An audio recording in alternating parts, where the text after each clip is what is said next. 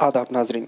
गुलजार house में हुए आगजनी के वाक़े में मुतासरीन के परिवार ने फायर डिपार्टमेंट पर लगाए इल्ज़ामात। हैदराबाद के गुलजार हाउस में हुए आग के हादसे में मुतासरीन ने कई संगीन इल्ज़ामात लगाए, जैसे लेट रिस्पांस मिलना, फायर इंजन्स में पानी न होना, इक्विपमेंट की कमी और हॉस्पिटल्स में ट्रीटमेंट से इनकार। सुनिए मज़ीद तफसीलात उन्हीं की ज़ुबानी। कि कहना इमरजेंसी में 100 डायल करिए, फायर के लिए 101 डायल कीजिए, एम्बुलेंस के लिए 10 डायल कीजिए। जब मैंने सब डायल किया है तो उनके पास सर्विसेज क्यों नहीं मिली? कि मैंने सबके पैर पड़े, प्लीज मेरी मदद कीजिए, मेरी फैमिली है अंदर, उन्हें लाइए, कोई नहीं लाया। पुलिस वाला एक आता है और कहता है हाँ ठीक है। फायर एम्बुलेंस जब फायर ब्रिगेड आती है, उसके पास पानी नहीं है, उसके पास इक्विपमेंट नहीं है, तो हम कैसे विश्वास करें कि हमारे लिए कल कोई आएगा हमारी हेल्प करने? जब मुझे इतनी जरूरत थी तो कोई नहीं आया हेल्प करने। मैंने किसका कॉल नहीं किया। मेरे पास सारी कॉल लिस्ट है। आज मैं एकदम अकेली पड़ गई हूँ, मेरी सारी फैमिली चली गई है। नेक्स्ट टाइम से मुझे बताइए, कौन विश्वास करेगा कि फायर एम्बुलेंस दोनों आएगी, फायर ब्रिगेड आएगी, एम्बुलेंस आएगी, हमें हेल्प करेगी। एम्बुलेंस ऑक्सीजन नहीं रखती है, ये कैसे हो सकता है? हैदराबाद जैसी कॉस्मोपॉलिटन सिटी में कुछ नहीं है, ये ऐसे कैसे हो सकता है? बताइए मुझे, इसका आंसर कौन देगा कि फायर ब्रिगेड सर्विस नहीं दे सकती है? इतने इनकॉम्पिटेंट गवर्नमेंट कैसे लोगों को रखती है? इतना कैसे हो सकता है कि लोग 2-2 घंटे में किसी को नहीं निकाल पाते हैं? और सिविलियंस, सारे विक्टिम्स को जो सारे अंदर थे, सभी ने सिविलियंस को नहीं निकाला है। किसी फायर ब्रिगेड के एक पर्सनल ने किसी को नहीं निकाला है। सब फॉल्स स्टेटमेंट आ रहा है। मैं सिर्फ जस्टिस चाहती हूँ ताकि फ्यूचर में कभी किसी के साथ में ये ना हो।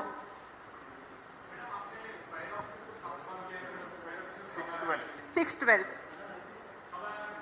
645 without water, without any equipment. They don't have had this mask, they don't have oxygen, they have only kit. That too, they are so scared to ladder or to go on the ladder also. वो भी मैंने सिखाया है कि ऐसे चढ़, वो तो चढ़ने को भी डर रहा था। मैं एक लेडी 40 होकर चढ़ सकती हूँ, तो उसे क्या था, वो क्यों नहीं चढ़ पा रहा था? लेकिन तेलंगाना फायर डिपार्टमेंट ने सभी इल्ज़ामों को डिनाई किया। जहां एक तरफ फायर हादसे में मुतासरीन ने इमरजेंसी रिस्पांस में लापरवाही का इल्ज़ाम लगाया, वहीं दूसरी तरफ फायर डिपार्टमेंट ने अपना पक्ष रखा है। इल्ज़ाम था कि व्हीकल लेट आई, लेकिन फायर डिपार्टमेंट का कहना है कि पहला वाटर टेंडर इंफॉर्मेशन मिलने के सिर्फ 3 मिनट पर साइट पर पहुंच गया। दूसरा इल्ज़ाम पानी ना होने का इल्ज़ाम था। डिपार्टमेंट का कहना है कि फायर इंजन्स में 4,500 लीटर पानी था और हादसे से एक दिन पहले ही उसे रिफ़िल किया गया था, उसकी तस्वीर भी दी गई है।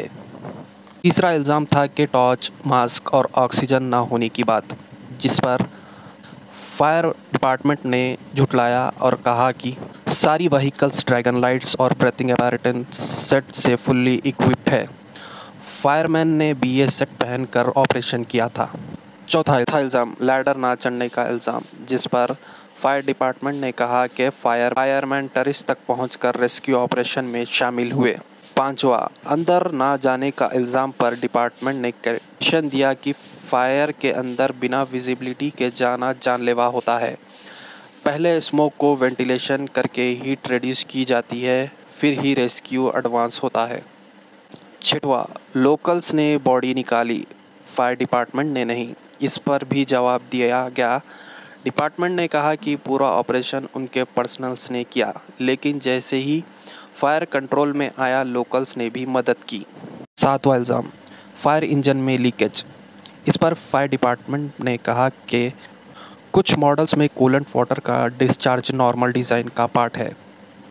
आठवां इल्ज़ाम 1.5 घंटे के बाद रेस्क्यू किया गया। डिपार्टमेंट ने कहा कि ग्राउंड फ्लोर पूरी तरह प्लाईवुड, बाइक्स, इन्वर्टर, बैटरी से भरा था, जिससे कुछ नहीं दिखाई दे रहा था और धुएं से भरा पड़ा था।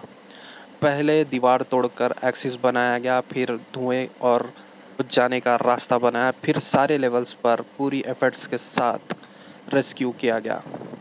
अब मुतासरीन हाई कोर्ट से जुडिशल इंक्वायरी की डिमांड कर रहे हैं।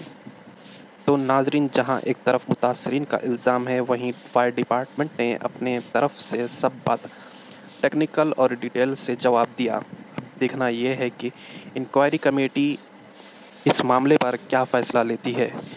क्या सच में लापरवाही हुई है या सिर्फ कन्फ्यूजन? कमेटी की रिपोर्ट का इंतज़ार।